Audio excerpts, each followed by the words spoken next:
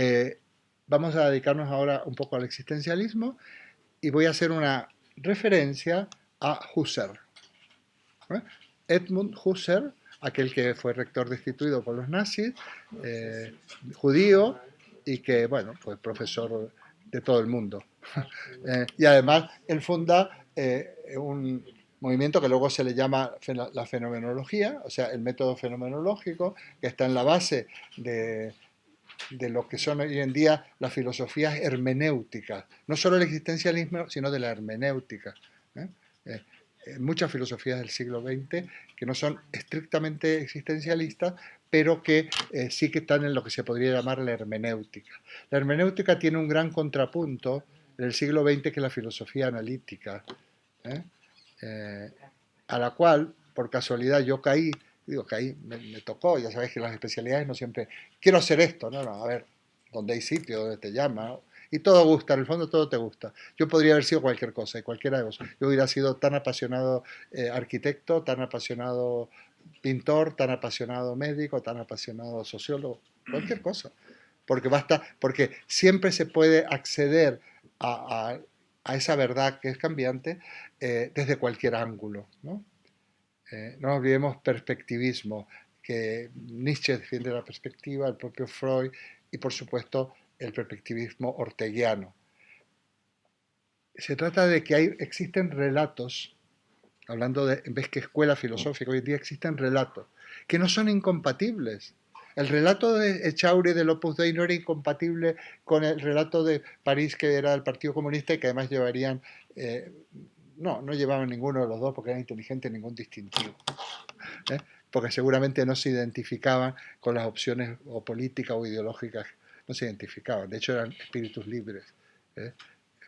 Y luego ya, yo creo que Carlos París ni siquiera estuvo en el Partido Comunista, quizás por influencia de Lidia Falcón, que se fue, porque no, la mujer no tenía cabida, según ella.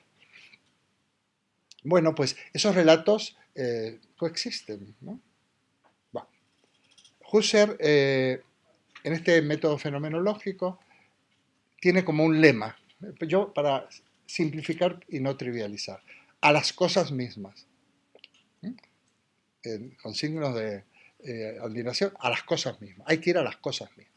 ¿Qué quiere decir esto?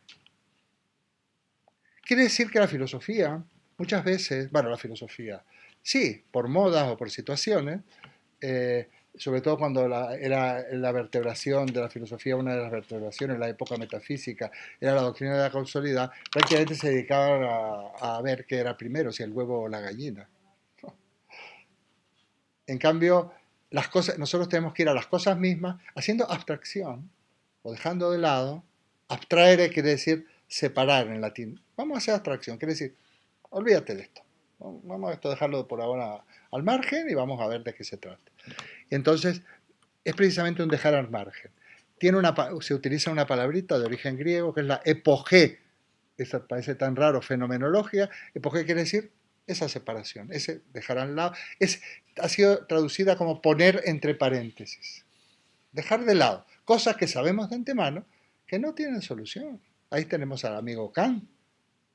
Kant tiene la razón humana, ese singular destino de verse asaltada por cuestiones de índole tal. Dejemos eso de lado porque es inevitable. Buscar el principio, buscar el origen, pensar si hay otra vida, Dios, es inevitable y nos liamos, nos complicamos la vida. Vamos a dejar eso de lado y vamos a ver a dónde podemos llegar sin tener que hacer esta especie de petición de principios. Entonces, el método, la fenomenología de Husserl o Husserl significa un ir hacia las cosas mismas. Es un método, el método fenomenológico. ¿Qué quiere decir eso? Es un método como descriptivo, ¿no? La descripción fenomenológica es como, eso es como una descripción. Bueno, partimos de lo que tenemos para entenderlo. Por ejemplo, bueno, vamos a estudiar, vamos a analizar este fenómeno. Un señor que habla, o otras personas que vienen regularmente. Bueno, partimos de esto. Esta es una realidad, eso es un hecho. Y a partir de ahí nos vamos abriendo, y a medida que nos vamos abriendo, como en círculos concéntricos que vamos entendiendo eso que pasa. Pero hemos partido siempre de las cosas mismas, o sea, de lo que ocurre, de lo que acontece, del fenómeno. Fenómeno es una palabra que no lo usa en el sentido de la ciencia, pero fenómeno viene del griego fenómena, que quiere decir lo que aparece. Entonces, la ciencia, por ejemplo, estudia fenómenos. ¿Qué va a estudiar? Las cosas mismas, imposible, porque ya nos dijo Kant, entre otros, que las cosas no se pueden conocer, no se pueden conocer las cosas en sí, conocemos las cosas en nosotros, en mí, no en sí, en mí. Entonces, eso sería el fenómeno en la ciencia, pero también sería las cosas mismas de las que habla Husserl, en realidad son los fenómenos. Las cosas mismas tal como nos aparecen a nosotros. Entonces eso sería uno de los puntos importantes de lo que es la fenomenología. Por ejemplo, hay que describir, hay que profundizar, hay que poner luz en qué es el existente humano, luego lo van a utilizar. ¿Qué es el hombre en definitiva? Que eran las famosas preguntas de Kant. Kant es magnífico, ¿eh? No, tampoco ha sido totalmente todavía aprovechado. ¿Qué puedo saber? ¿Qué puedo conocer? ¿Qué me cabe esperar? En definitiva, dice Kant, ¿qué es el hombre? Pues es esto. En el siglo XX, esta rama, que se llama existencialismo, filosofía hermenéutica, continúa en intentar responder qué es el hombre. Y en eso también estamos nosotros, porque a nosotros nos interesa saber quién es el hombre. Pero no cualquier hombre, ¿eh? No cualquier hombre. No, ¿qué más da? El hombre como género, como especie humana, no me interesa quiénes somos nosotros. ¿Quién soy yo? Este primate despistado, como a veces digo yo, que de repente empezamos a hacernos ilusiones, a tener proyectos, a crear dioses e inmortalidades. Eso es lo que nos interesa. Bueno, esto es las cosas mismas que luego, la cuestión de las cosas mismas se va a explicar a esto que se llama, Heidegger le llamará analítica existencial y también le llamará analítica existenciaria. Ahí entraríamos en tecnicismo que no vamos a entrar. No es exactamente lo mismo, pero podemos decir que es una analítica del Dasein. Dasein. La S alemana es Dasein. La analítica existencial o existencial. Y entonces él va a utilizar la metodología de Husserl. Filósofo que dicen, yo lo he leído no tanto, es bastante complicado. Bastante. Esos filósofos complicados, Octavio, que son varios, necesariamente ahí habría como una especie de actividad más o menos técnica, por no decir profesional, de los profesores. O sea, de alguna manera dar instrumentos a los oyentes, a los interlocutores para que puedan meterle mano. Hay autores que si no se les da esos instrumentos, incluso con lo claros que son, hasta Kant necesita, por supuesto Hegel, por supuesto Husserl. Algunos no necesitan, por ejemplo Nietzsche no necesita intermediarios, porque en el fondo hasta él necesitaría ser algún intermediario consigo mismo, ¿no? Descartes, curiosamente, aunque escribe de una manera tan formal y cartesiana, para la redundancia, no necesita eh, intermediarios. Yo siempre digo que si lo leemos atentamente, no necesitamos intermediarios. No es tan espectacular como Nietzsche o como los diálogos platónicos, que tampoco necesitan intermediarios. Los diálogos platónicos no. Y son obras magníficas literarias, y se podrían hacer obras de teatro con los diálogos platónicos. ¿Eh? Tienen de una profundidad, de una didáctica impecable. Bueno, ese es el asunto, efectivamente. Pero incluso en los que necesitan intermediario, Eduardo, yo creo que incluso vosotros podéis tener distintos puntos de vista a la hora de intermediar. Porque cuando un filósofo no es claro, la interpretación, que luego la tendréis que hacer vosotros, los especialistas un poco en el tema, a lo mejor hay una persona que piensa de Heidegger, por ejemplo, algo distinto a ti, ante la misma lectura, con lo cual no es claro, ¿no? No, pero es que eso es la vida misma. Fíjate, Heidegger recomendaba leer Ser y Tiempo en francés, porque consideraba, y él era alemán, ¿no? Que los que sabían que se fueran al francés porque se entendía mejor lo que él decía. Que el traductor la había un poco humanizado más y leerlo en francés. ¿no? Lo recomendaba Heidegger. Y luego porque realmente hay interpretaciones totales. Por ejemplo, a mí me gusta mucho Nietzsche, me gusta cualquier filósofo me gusta, pero sin embargo Nietzsche hace culpables, con esto de ir contra lo apolíneo, hace culpables a Sócrates, a Platón de todos los males, ¿no? Y a Jesucristo, y a todas las... Yo no estoy de acuerdo. Yo no estoy de acuerdo.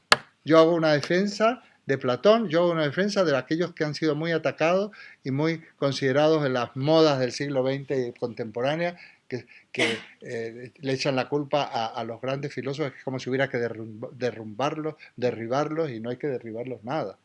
Primero hay que estudiarlos antes de derribarlos. Primero hay que estudiarlos. Y cuando yo llegué a España, en las universidades madrileñas, como solo se pretendía dar a Santo Tomás, un Santo Tomás que Santo Tomás se hubiera desesperado, entonces solo se enseñaba, así como hay un nacional catolicismo, hay una nacional filosofía. Se enseñaba el tomismo. Por lo tanto, se tergiversaba todo. Es que yo lo, bueno, me estáis complicando un montón, ¿no? Vamos a ver. Que me diga alguien que lea Nietzsche, perdón, que lea Kant, que lea a Bertrand Russell, o que lea, que lo entiende. Es que ¿A quién? Que es muy difícil entenderle, muy, muy difícil. Y eso no quiere decir que no sean grandísimos filósofos que han pensado sobre aspectos fundamentales de la vida y de conceptos. Todos. Y un poco, vamos, no estando del todo de acuerdo con Octavio, lo interesante a mí, entre otras muchísimas cosas, de haberte oído, pues es que, bueno, nos has dado muchos de los filósofos, pues en carne picada, guisadita, con arroz, y nos han salido a gloria. Y los hemos entendido, o hemos entendido cosas. Pero yo luego he tenido que ir a casa, coger un libro de Nietzsche y releerle. Y entonces entender cosas, porque es que yo estoy entendiendo cosas que estudié en la facultad y las estoy entendiendo ahora. Sí. No sé si me... Sí, sí. Bueno, por ejemplo, tengo el honor de haber conocido a Carlos París, claro, haber estado en un seminario suyo, claro, que dio en la Autónoma, y haber estado en una investigación sobre Piaget, me parece muy bien. Delval y Cierre. Sí, sí. Entonces, pues yo entonces no entendía, como entiendo ahora, porque era sobre, fíjate, el pensamiento animista, vamos, como he entendido hace 30 años o a los 40 años, la importancia de lo que hice. Bueno, efectivamente, a ver, bueno, lo primero, uno tiene todo el derecho a no estar de acuerdo. Lo que pasa es que como son relatos, yo ni me planteo si estoy de acuerdo o no, no me contrapongo, son relatos. O sea, pero a lo que íbamos, ¿cuál era lo que dijo? Es que no sé, ¿sabes lo que pasa? Como no tengo guión, si se me interrumpe me pierdo. La dificultad y las interpretaciones diversas de los filósofos. Eso no hay demasiado problema. Pero iba a decir algo, ya me va a salir, ¿no? Lo que pasa es que me pierdo. Porque claro, cuando uno tiene un guión, pero si no, yo voy hilando, Yo comprendo que pueda parecer muy antiguo y sonar a clase magistral, pero me puedo perder, O sea que ojo con las intervenciones porque yo lo siento mucho, me encantan, pero es que me puedo perder. Claro. Este es el tema. Bueno, no me acuerdo a qué íbamos. Ya saldrá.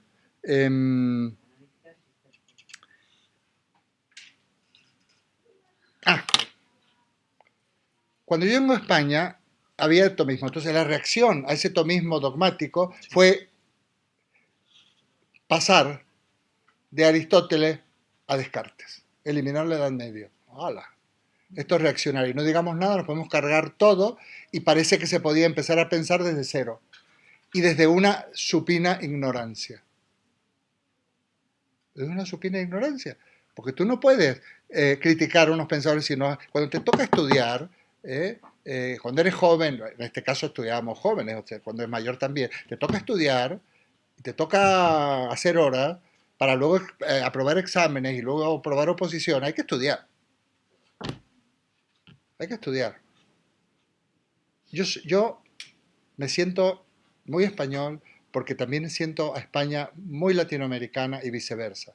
Pero en esa época, cuando veníamos los argentinos, oposición nos presentamos con la gorra, porque habíamos estudiado. Porque habíamos estudiado. Porque habíamos estudiado a Kant y a Descartes y a Platón, a pesar de que luego había gente aquí que se había apuntado a las últimas modas porque parece que lo contrario era ser nacional, social, franquista, qué sé yo. Habíamos estudiado. Hay que estudiar. Claro, y también de paso se nos cogía manía. Todos argentinos que vienen aquí, no digamos nada, si eras odontólogo o eras psicoanalista. Pues imagínate, coparon con todas las plazas. Pero ¿sabes lo que pasa? Es que sabíamos. Luego nos reventaron el país, pero sabíamos. Entonces hablábamos la misma lengua, sabíamos. Hemos echado muy adelante, para adelante. Habría que hacer algún día una pequeña tertulia que es ser argentino, una cosa increíble, incomprensible. Pero te aseguro que sirve un montón ser argentino. Porque nos han metido algo en vena cuando éramos pequeños que nos permiten movernos por el mundo. Ya sabéis el chiste ese de que un argentino se suicida ¿cómo? Pues se sube a su ego y se tira.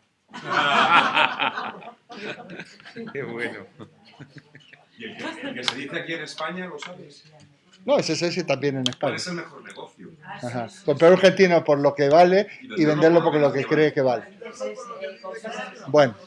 ¿Es cierto? Eso no. No, eso no es cierto. Soy argentino, no lo puedo admitir. No, valemos. Valemos. Valemos lo que parecemos. Lo adornamos. Lo adornamos. Bueno. ¿En qué consiste la epogé fenomenológica? No sé si tenemos alguna cosa para escribir. No, bueno, no quiero tampoco. De paso probamos la grabación a ver si... Bueno, no importa. No tenemos nada que escribo con un boli, qué sé yo. Bueno, yo lo que quería poner es que el conocimiento, porque empezamos con el tema del conocimiento, de lo que se ocupa Husserl, se ocupa del tema del conocimiento, que es uno de los que en el fondo es un tema moderno en el sentido del siglo XVII, XVIII. ¿Qué se conoce? ¿No? Era Descartes, por ejemplo, cuando hemos hablado, ¿qué podemos conocer? ¿Qué conocemos? También lo dice Kant, ¿qué podemos conocer? Es muy importante acotar esto.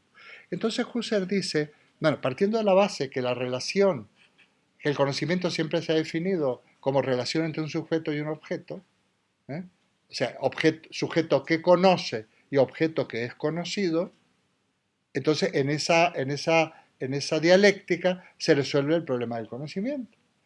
Y surgirían, esto es de los comentaristas, las distintas filosofías. Hay filosofías donde hay una preponderancia del sujeto y hay otras que hay una preponderancia del objeto.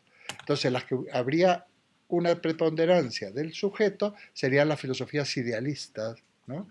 En donde más bien es el sujeto el que manda y se impone al objeto, ¿no?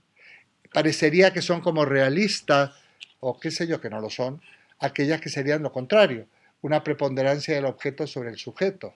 Es como el sujeto se comporta como una tabula rasa, como algo en blanco, en donde se imprimen, es el objeto el que manda porque es el que manda la información.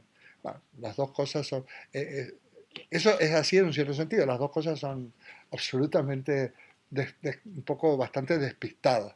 Primero, porque no existe, siempre el conocimiento se opera en la inmanencia del sujeto, siempre, no se sale nunca del sujeto, nunca, porque vosotros incorporáis lo que sería el mundo del objeto mientras estáis conociendo, es imposible conocer el mundo del objeto desde afuera, como mirando, como si uno fuera Dios, a ver qué está pasando ahí, no, a la medida que lo miro ya me involucro. De paso, aprovecho para aclarar el concepto de objeto. El concepto de objeto hay que tener mucho cuidado, porque nosotros solo conocemos objetos. ¿Y qué es un objeto? Pues algo que es conocido por nosotros. El objeto no tiene nada que ver, o muy poco que ver con las cosas, con la realidad. Nosotros conocemos objetos, no cosas. Cosas en el sentido de res, la res latina, de donde viene la palabra realidad, que es realitas, no la conocemos. Por lo tanto, siempre, en el fondo se podría decir que somos siempre idealistas. Si hay una preponderancia del sujeto, todo se opera en la inmanencia del sujeto, en la inmanencia de la conciencia. Entonces, cuando hablamos de relación sujeto-objeto, siempre relación algo que ocurre adentro de nosotros, dentro nuestro. No es una relación que se produce entre nosotros y las cosas. Kant lo explica bastante, un poco, diciendo, bueno, las cosas mandan unos datos, ¿os acordáis lo del curso pasado? Que eso, la sensibilidad, que es una facultad, lo procesa, lo encuadra en espacio y tiempo, construye el fenómeno, lo que aparece, a partir de ahí va. Pero lo que está diciendo Husserl, en realidad, yo creo que le está dando la acepción a objeto más a la acepción de cosa, da lo mismo, tampoco se metería en ese lío. La acepción de aquello que se conoce. O sea, la relación que hay entre lo que se conoce y aquello que se conoce es una relación que nosotros no podemos establecer, en el fondo, cómo empieza eso. Nosotros ya nos encontramos con situaciones que serían como fenómenos, ya enlazadas. Esta situación, grupo de gente que estamos aquí, la situación económica, la situación del país, la situación del mundo, situaciones ya están dadas, son un entramado de cosas. Y ese es el punto de partida. Ese es el punto de partida. Digamos que sería un método para intentar hacerlo sencillo. Ya puedo mandar un texto más específico para los que les interese. Más que ver, por ejemplo, tenemos el problema económico. Está bien, es una manera de trabajar, y a mí me parece útil, cómo se ha llegado hasta aquí, desde hace unos pocos años, no nos vamos a poner desde el origen de la humanidad. Se ha llegado aquí porque ha habido siempre gente, como diría Nietzsche, que intenta dominar y aprovechar y explotar a los demás, y ya está. Pero, ¿cómo hemos llegado hasta aquí? Nos podemos situar, por ejemplo, qué sé yo, en el año 2000, el de las hipotecas subprime, cuando se derrumban en Estados Unidos, fue en 2007, 2008, por ahí, ¿no? Y, bueno, se fueron produciendo una serie de cosas. Bueno, podríamos hacer un estudio de ese tipo, pero también podríamos decir en qué situación estamos, cómo comprendemos esto, porque para poder resolver la problemática tenemos que comprenderlo. Hoy decía, estaba viniendo antes de venir este señor Revilla, se llama, ¿no? El de Cantabria. Bueno, le preguntaban, ¿no? De lo de las pensiones, y el hombre habla con un sentido común. Por ahí se equivoca un poco cuando dice que tiene ciertas esperanzas sobre Ciudadanos. Ojo, que es una marca verde, una marca blanca terrible la de Ciudadanos. Es espantosa. A mí me dice una amiga mía que esos desde pequeños lo ficharon en el instituto y lo fueron formando para... porque claro, el poder y los mercados no baja la guardia. Están preparando. Así como la moda que vamos a usar dentro de 10 años ya está diseñada. Una vez estuve con un diseñador de moda de Induico, de estos que, por ejemplo, entre otras cosas, venden en el Corte Inglés. Ya está diseñado lo que nos va a gustar dentro de 10 años a nosotros. Y que dentro de 10 años vamos a buscar un jersey con unas características de color beige. Y resulta que va a estar lleno de jerseys de color beige porque ya nuestro gusto se ha anticipado porque nos lo han metido, nos lo han inyectado. Bueno, pues Ciudadanos parece ser, así como ciencia ficción, cogen unos chicos listillos, empolloncitos, blancos, claro, blanquitos, que se supone que van a tener unas características físicas más o menos aceptables, ¿verdad? Y los van a formar porque necesitan quitar a todos estos casposos, nunca mejor dicho, porque ya es terrible. Desde Rajoy hasta Rodríguez Ibarra, pasando por Bono, hasta aquel vasco que de la barba que se llama no sé quién. Es terrible, eso es terrible, tenemos que dar una sacudida a la política porque aquí ya huele a todo, ¿no? Entonces ponen a estos chicos tan monos, A las rimadas, a la otra. Bueno, puestos a que pongan a tontos, prefiero a las rimadas que a la Ana Pastor, presidenta del Congreso. Comentario machista. Lo siento, comentario machista. Por lo menos que esté bien.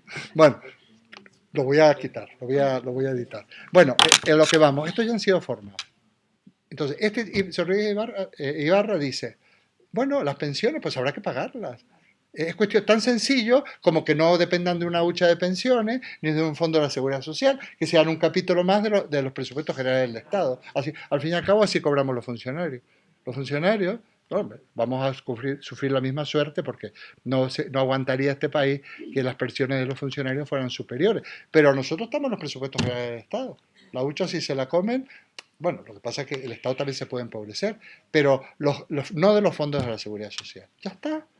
Ya está, hay gente que hemos trabajado toda la vida, gente que hemos levantado este país, le hemos dado de comer a los demás, que ha hecho funcionar todo, el Estado tiene que poner un capítulo, y decía Rodríguez Ibarra, del mismo modo que, ¿de dónde se saca? Pues que no haya tanta infraestructura, eso sí, que lleguen algunos teles, por favor, al norte, y que nos arreglen un poco las carreteras, y que atiendan al médico de los pueblos que están súper aislados ahí, o al maestro de los grupos únicos, pero, y también quitemos presupuesto de ejército, que quitemos presupuesto no sé qué, no rescatemos tanto la banca, y ya está. Así decía.